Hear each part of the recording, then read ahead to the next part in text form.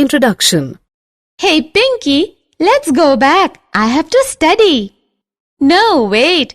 Come, I will show you something. What? Say something loudly. Pinky! Wow, what is this? This is called the echo. Echo? Interesting.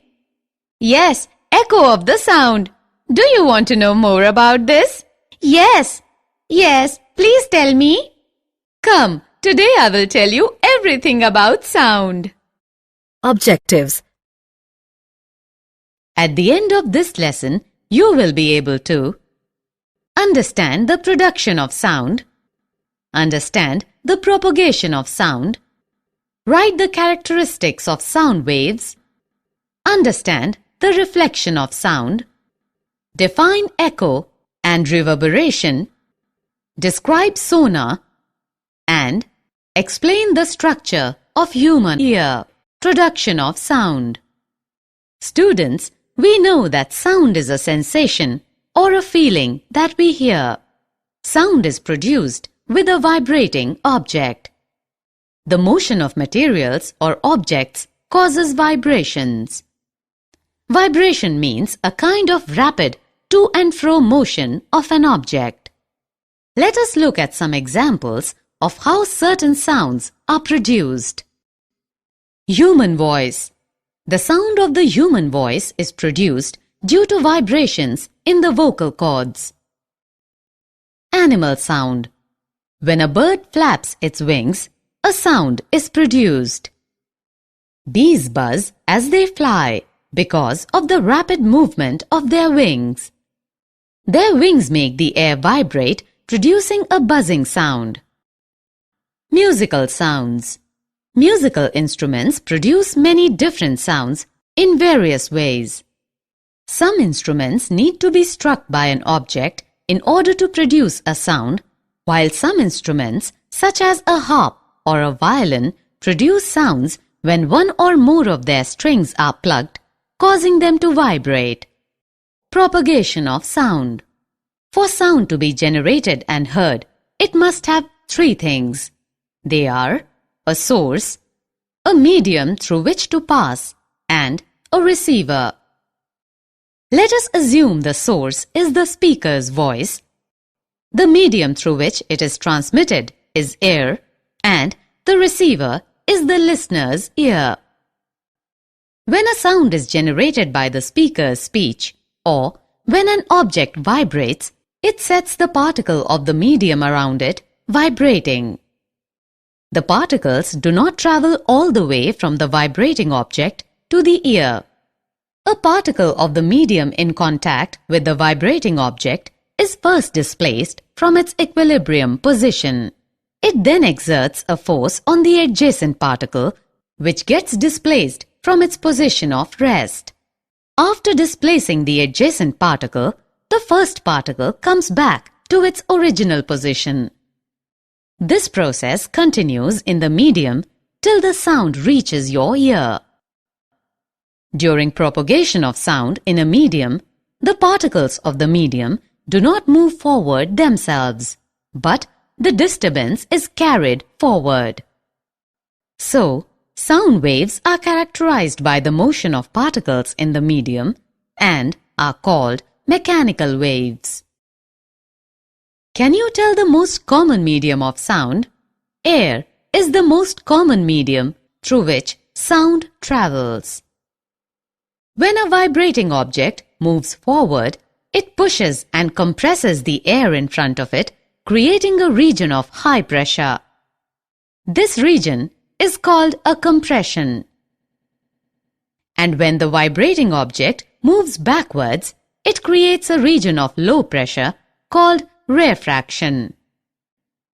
The compressions are regions of high air pressure, while the rarefactions are regions of low air pressure.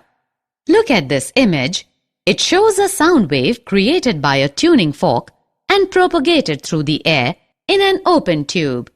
These are the regions of compression and these are the regions of rarefaction. Sound needs a medium to travel.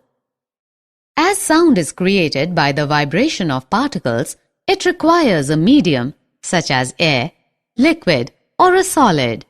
But how can we prove that it needs medium to travel? Let's see. Look at this figure. Here, an electric bell is suspended inside an airtight glass bell jar connected to a vacuum pump. As the electric bell circuit is completed, the sound is heard. Now, if we slowly remove the air from the bell jar by using a vacuum pump, the intensity of sound goes on decreasing and finally no sound is heard when all the air is drawn out. We would be seeing the hammer striking the gong repeatedly. This clearly proves that sound requires a medium for its propagation. Sound waves are longitudinal waves. A wave in which the particles of the medium vibrate back and forth in the same direction in which the wave is moving is called a longitudinal wave. Longitudinal wave can be produced in all the three mediums: solids, liquids, and gases. Sound waves are longitudinal because the direction of vibration of the particles is parallel to the direction of wave. When a sound wave passes through air, the particles of air vibrate back and forth parallel to the direction of sound wave. Thus, when a sound wave travels in the horizontal direction, then the particles of the medium also vibrate back and forth in the horizontal direction, but parallel to the direction of sound. For example, the waves produced in air when a violin wire is plugged are longitudinal waves.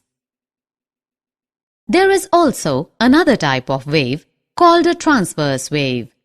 A transverse wave is the one in which the individual particles of the medium move about their mean positions in a direction perpendicular to the direction of wave propagation. Characteristics of a sound wave. A sound wave can be described by three basic qualities, that is, its frequency, amplitude, and speed. The number of times the wavelength occurs in 1 second is called frequency. It is measured in kilohertz or cycles per second. The faster the sound source vibrates, the higher the frequency. Higher frequencies are interpreted as a higher pitch. For example, when you sing in a high-pitched voice, you are forcing your vocal cords to vibrate quickly. Thus, a high-pitched sound corresponds to more number of compressions and rarefactions passing a fixed point per unit time. Objects of different sizes and conditions vibrate at different frequencies to produce sounds of different pitch. It is usually represented by a Greek letter nu. Its SI unit is Hertz. We know that compressions are the regions where particles are crowded together and represented by the upper portion of the curve. The peak represents the region of maximum compression. Thus, compressions are regions where density as well as pressure is high. Rarefactions are the regions of low pressure where particles are spread apart and are represented by the valley, that is, the lower portion of the curve. A peak is called the crest and a valley is called the trough of a wave.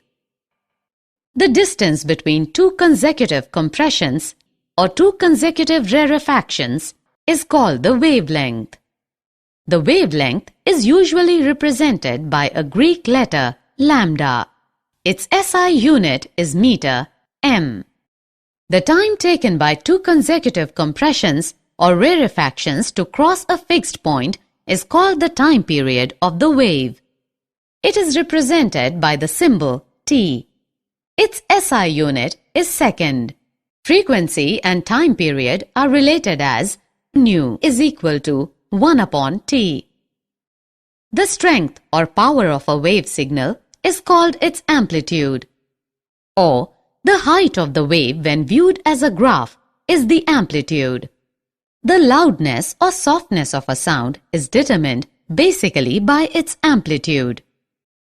The amplitude of the sound wave depends upon the force with which an object is made to vibrate. Speed. The speed of sound is defined as the distance with which a point on a wave, such as a compression or a rarefaction, travels per unit time. We know that speed, u is equal to distance upon time, which is equal to lambda upon t. Here, lambda is the wavelength of the sound wave. It is the distance travelled by the sound wave in one time period of the wave. Thus, u is equal to lambda into nu. That is, speed is equal to wavelength into frequency. Speed of sound in different media. The speed of sound depends on the material through which it's passing. It is greater in solids than in liquids or gases because the molecules in a solid are closer than in a liquid or gas. In this table, you can find the speed of sound in different media at 25 degrees Celsius. Reflection of sound. Like light, sound also gets reflected at the surface of a solid or liquid. The reflection of sound follows the same laws as for reflection of light.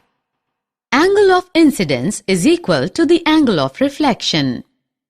The incident wave, reflected wave and the normal lie in the same plane. Sound waves can be reflected by large, hard, smooth, vertical and faraway surfaces. Example, walls, buildings and cliffs.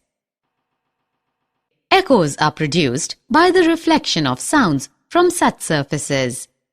The sensation of sound persists in our brain for about 0.1 second.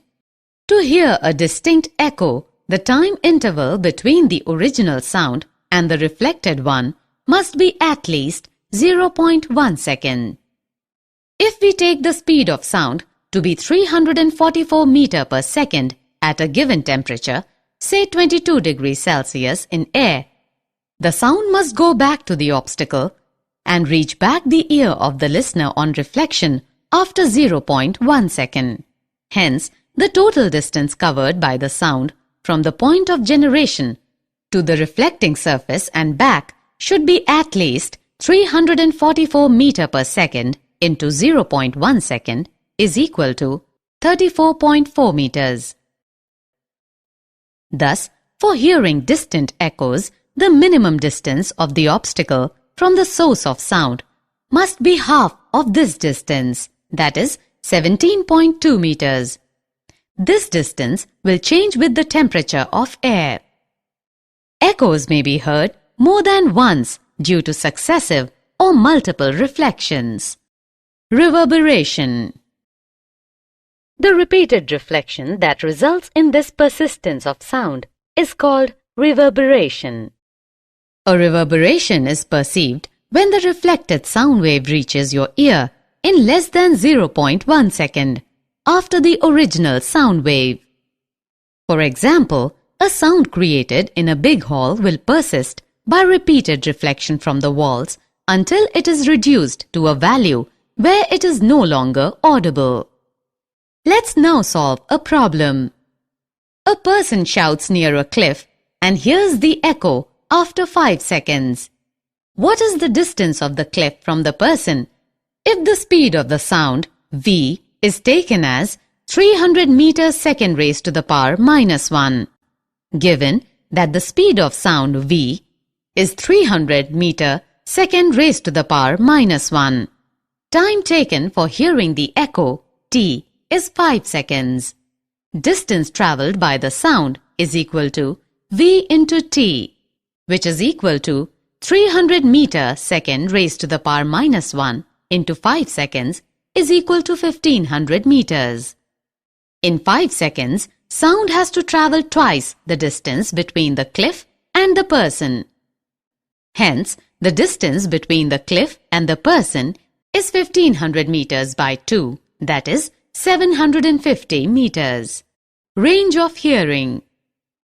The average person has a normal hearing range that falls between 20 Hz on the low side and approximately 20,000 Hz on the high side. Children under the age of 5 and some animals such as dogs can hear up to 25 kHz. The hearing range of humans gets worse with age. People lose the ability to hear sounds of high frequency as they grow older. Sounds of frequencies below 20 Hz are called intrasonic sound or infrasound. Some animals like whales and elephants produce sounds in the infrasound range. Frequencies higher than 20 kHz are called ultrasonic sound or ultrasound. Dogs can hear some ultrasound, thus a dog trainer can use an ultrasound whistle to call his dog. Ultrasound is even more important for bats because they rely on ultrasound to see the world. Applications of ultrasound. We use ultrasounds in industries and for medical purposes. Ultrasounds are able to travel along well-defined paths, even in the presence of obstacles. The doctors use a high-frequency ultrasound handheld transducer to scan the mother's abdomen. It is generally used to clean parts located in hard-to-reach places, for example, spiral tube, odd-shaped parts, electronic components, etc.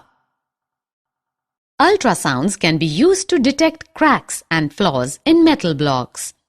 Ultrasonic waves are allowed to pass through the metal block and detectors are used to detect the transmitted waves.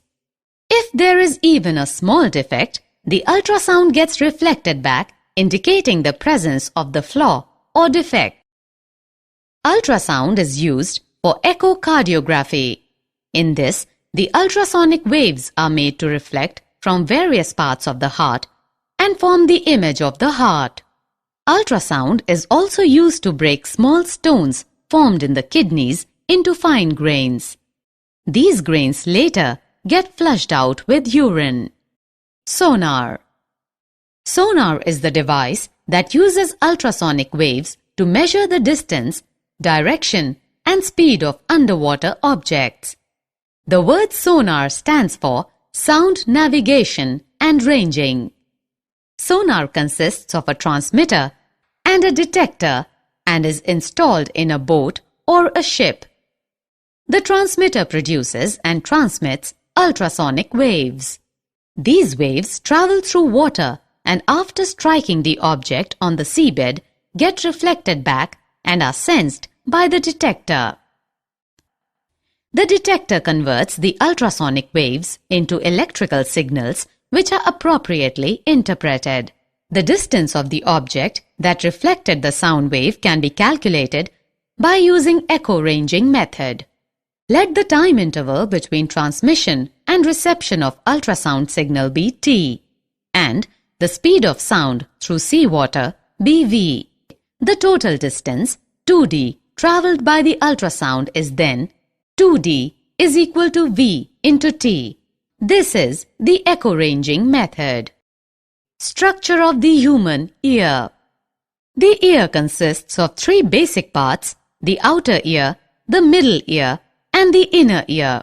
Each part of the ear has a specific role in the task of detecting and interpreting sound.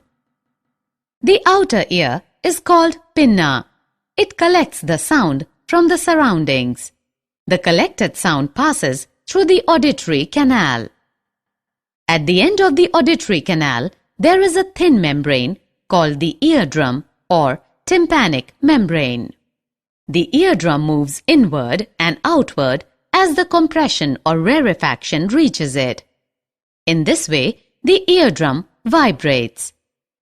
These vibrations are amplified by the three bones, namely the hammer, anvil, and stirrup in the middle ear. The middle ear transmits these vibrations to the inner ear. Inside the inner ear, the vibrations or the pressure variations are converted into electrical signals by the cochlea. These electrical signals are sent to the brain via the auditory nerve and the brain interprets them as sound. Did you know? Heinrich Rudolf Hertz was born on 22nd February 1857 in Hamburg, Germany, and educated at the University of Berlin. He confirmed J.C. Maxwell's electromagnetic theory by his experiments. He laid the foundation for future development of radio, telephone, telegraph, and even television. He also discovered the photoelectric effect, which was later explained by Albert Einstein. The SI unit of frequency was named as Hertz in his honor. Hearing aid. People with hearing loss may need a hearing aid. A hearing aid is an electronic, battery-operated device. The hearing aid receives sound through a microphone. The microphone converts the sound waves to electrical signals. These electrical signals are amplified by an amplifier. The amplified electrical signals are given to a speaker of the hearing aid. The speaker converts the amplified electrical signal to sound and sends to the ear for hearing. Summary. Let us summarize what we have learned. Sound is produced due to vibration of different objects. Sound travels as a longitudinal wave through a material medium. Sound travels as successive compressions and rarefactions in the medium. Sound cannot travel in vacuum. The distance between two consecutive compressions or two consecutive rarefactions is called wavelength, lambda. The time taken by the wave for one complete oscillation of the density or pressure of the medium is called the time period, t. The number of complete oscillations per unit time is called the frequency, nu is equal to 1 upon t. The speed u, frequency nu, and wavelength lambda of sound are related by the equation u is equal to lambda into nu. The speed of sound depends primarily on the nature and the temperature of the transmitting medium. The law of reflection of sound states that the directions in which the sound is incident and reflected makes equal angles with the normal to the reflecting surface, and the three lie in the same plane. For hearing a distinct sound, the time interval between the original sound and the reflected one must be at least 0.1 second. The persistence of sound in an auditorium is the result of repeated reflections of sound and is called reverberation. The audible range of hearing for average human beings is in the frequency range of 20 Hz to 20 kHz. Sound waves with frequencies below the audible range are called infrasonic, and those above the audible range are termed ultrasonic. Ultrasound has many medical and industrial applications. The sonar technique is used to determine the depth of the sea and to locate underwater hills, valleys, submarines, icebergs, sunken ships, etc.